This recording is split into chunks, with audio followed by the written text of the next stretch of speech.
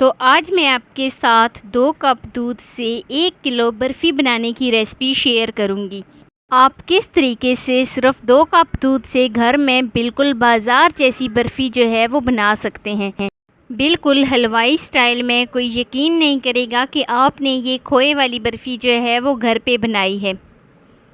तो सिर्फ 2 कप दूध से ये वाली बर्फ़ी बनाएं, सब हैरान रह जाएंगे। तो बिना टाइम वेस्ट किए वीडियो शुरू करते हैं। वीडियो शुरू करने से पहले आप सबसे रिक्वेस्ट है कि चैनल पे न्यू हैं तो चैनल को जल्दी से सब्सक्राइब कर दें। तो चलिए शुरू करते हैं। बिस्मिल्लाहिर्रहमानिर्रहीम। ये बर्फ़ी बनाने के लिए यहाँ पर मैंने पौना कप चीनी ली है। तो एक पैन में मैंने यहाँ पर पौना कप चीनी ली है। इसमें मैं 3 टेबल स्पून जो है वो इसमें पानी शामिल करूँगी। और पानी शामिल करने के बाद यहाँ पर मैं इसको बहुत ही अच्छे तरीके से मिक्स कर लूँगी ताकि चीनी जो है वो हमारी मेल्ट हो जाए। बहुत ज़्यादा हमने इसको कलर नहीं देना, इसीलिए यहाँ पर मैंने इसमें 3 चम्मच जो है वो पहले पानी शामिल किया है और फिर मैं इसको बहुत ही अच्छे तरीके से मेल्ट करूँगी। पानी शामिल करने से क्या होगा कि इसका जो कलर है वो चेंज नहीं होगा। तो यहाँ पर ध्यान रहे कि यहाँ पर फ्लेम जो है वो बिल्कुल आपने लो रखनी है। अगर ज़्यादा फ्लेम होगी तो इसका जायका जो है वो ख़राब हो जाएगा। तो चीनी जो है वो हमारी बहुत ही अच्छे तरीके से मेल्ट हो गई है। तो यहाँ पर मैंने 2 कप दूध लिया है, तो साथ ही मैं इसके अब 2 कप दूध शामिल कर दूँगी। तो आप देख सकते हैं चीनी जो है वो नीचे इस तरीके से जम गई है, लेकिन इसमें परेशान होने की ज़रूरत नहीं है। जैसे जैसे उसको नीचे से हीट मिलेगी तो वो खुद ही मेल्ट हो जाएगी। तो यहाँ पर मैंने 2 कप दूध लिया है। मेजरमेंट का आपने ख़ास ध्यान रखना है। पौना कप यहाँ पर मैंने चीनी ली है, 2 कप यहाँ पर मैंने दूध लिया है। दूध जब हमारी चीनी मेल्ट हो गई है उसके बाद हमने इसमें दूध शामिल किया है और यहाँ पर हम इसको बहुत ही अच्छे तरीके से मिक्स कर लेंगे। तो यहाँ पर जिस बर्तन से मैंने, जिस कप से मैंने जो है वो चीनी की पैमाइश की है, चीनी की मेजरमेंट की है, बिल्कुल उसी कप से यहाँ पर मैंने दूध की भी मेजरमेंट की है।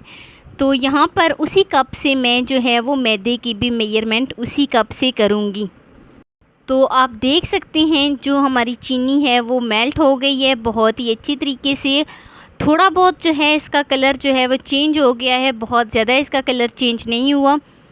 तो यहाँ पर मैं इसमें अब 1/4 टेबल स्पून जो है वो सिरका शामिल करूँगी। बहुत ज़्यादा सिरका शामिल नहीं करना। ये देखा आपने, बहुत ही कम मिकदार में 1/4 टेबल स्पून, इसकी चौथाई जो है वो हमने इसमें चम्मच की शामिल की है।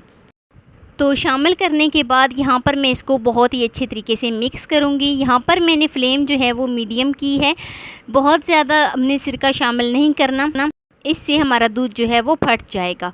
तो अब हम फ्लेम को ऑफ़ करते हैं और दूध को साइड पे रखते हैं। तो यहाँ पर अब हम इसको साथ ही ढाँप देंगे ताकि ये जो हमारा दूध है वो ठंडा ना हो। तो दूसरी तरफ यहाँ पर मैंने एक कढ़ाई में 2 टेबल स्पून यहाँ पर मैंने जो है वो घी लिया है। आप चाहें तो देसी घी का इस्तेमाल भी कर सकते हैं। तो यहाँ पर मैंने 2 टेबल स्पून जो है वो घी लिया है। घी हमारा मेल्ट हो गया है और जिस कप से हमने जो है वो दूध की मेजरमेंट की थी उसी कप से यहाँ पर मैंने 1 कप इसमें मैदा शामिल किया है। तो यहाँ पर मैं मैदे की भुनाई बहुत ही अच्छे तरीके से 7 से 8 मिनट लो फ्लेम पे करूँगी ताकि ये हमें गोल्डन ब्राउन सा कलर दे दे। तो काफ़ी हद तक जो इसका कलर है वो चेंज हो गया है। यहाँ पर मैंने इसकी भुनाई बिल्कुल लो फ्लेम पे की है। अगर आप जो है वो तेज़ फ्लेम पे करेंगे, तेज़ आंच पे करेंगे तो हमारी जो मैदा है वो जल जाएगा। तो आप देख सकते हैं इसका कलर जो है वो काफ़ी हद तक चेंज हो गया है। अब यहाँ पर मैं फ्लेम को ऑफ़ कर देती हूँ और जो दूध हमने बॉयल किया था वो इसमें शामिल कर दूँगी। एक ही दफ़ा सारा दूध इसमें शामिल नहीं करना, मैंने उसका यहाँ पे आधा हिस्सा शामिल किया है और यहाँ पर मैं इसको बहुत ही अच्छे तरीके से मिक्स करूँगी ताकि इसकी कोई गुठली वगैरह ना बने। तो थोड़ा थोड़ा करके इसमें मैं वो दूध शामिल करूँगी। पहले मैंने इसमें हाफ़ क्वांटिटी में दूध शामिल किया था और थोड़ा सा मैंने इसको मिक्स करने के बाद फिर से जो हाफ़ क्वांटिटी उसकी रह गई थी वो इसमें शामिल किया है और फिर हम इसी तरीके से सारा दूध इसमें शामिल कर देंगे और बहुत ही अच्छे तरीके से इसको मिक्स कर लेंगे। अभी ये बहुत गर्म है तो हम इसको चम्मच की मदद से इस तरीके से मिक्स कर लेंगे। तो मिक्स करने के बाद ये कुछ इस शेप में आ जाएगी। तो ये बिल्कुल एक डो सी तैयार हो गई है। तो अब हम क्या करेंगे कि इसको ठंडा होने के लिए छोड़ देंगे।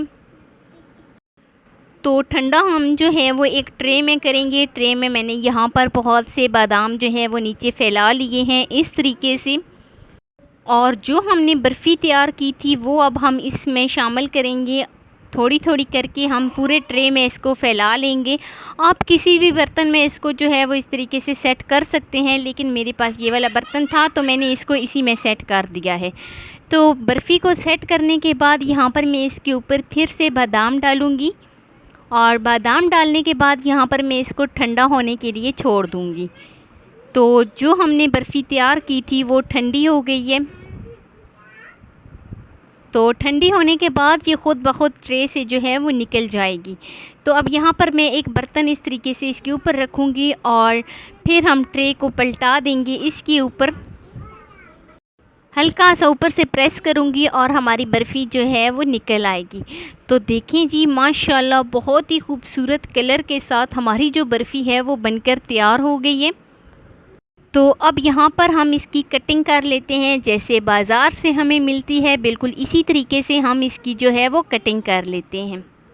बाज़ार में जो बर्फ़ी मिलती है वो इसी तरीके से छोटे छोटे पार्ट्स के अंदर होती है। तो हम इस तरीके से इसको कटिंग कर लेते हैं। और मैं आपको एक पीस चेक कराती हूँ। ये देखें, बिल्कुल हलवाई जैसी खस्ता हमारी बर्फ़ी जो है वो बनकर तैयार हो गई है। तो यहाँ पर जो अहम स्टेप हैं वो ये वाले हैं कि बस आपने मेजरमेंट का ख़ास ध्यान रखना है। आपकी बर्फ़ी भी बिल्कुल इसी तरीके से इंशाल्लाह बनकर तैयार होगी। तो ये है जी फ़ाइनल लुक। सबसे आसान तरीके से मैंने आपके साथ बर्फ़ी की बहुत ही मज़ेदार सी रेसिपी शेयर की है। वीडियो ज़रा सी भी अच्छी लगी हो तो लाइक कर देना। फ़र्स्ट टाइम है चैनल पे तो चैनल को लाजमी सब्सक्राइब कर देना। बेल आइकॉन को प्रेस कर देना ताकि मेरी डेली की वीडियो आप तक पहुँच सके। तो मिलते हैं नेक्स्ट वीडियो में एक नई रेसिपी के साथ। अपना बहुत सारा ख्याल रखना, अपने से ज़्यादा दूसरों का। अल्लाह हाफिज़।